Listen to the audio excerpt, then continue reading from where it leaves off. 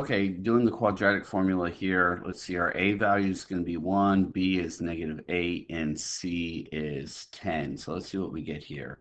So we're going to have -8 right there for the B value. Then plus or minus the square root of -8 squared minus 4 times A times C, and then all divided by 2 times my A value.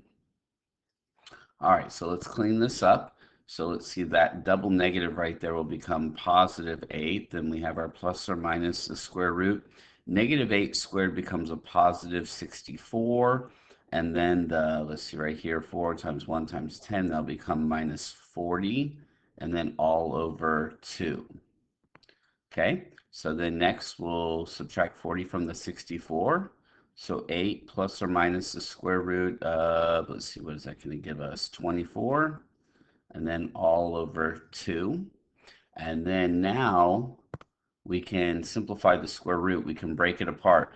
So there's a lot of things you could break it into, but you're going to want to break it into a 4 and a 6, because if you do 2 and 12, or 8 and 3, you won't have a perfect square. But when I break it into 4 and 6, 4 is a perfect square. I can square root that. So that would become 2 square root of 6, all divided by 2. And then last, you look at all your values here. Don't look, kind of ignore the square root for a moment. We're just looking at these three values, and we want to see if they're all reducible by the same value.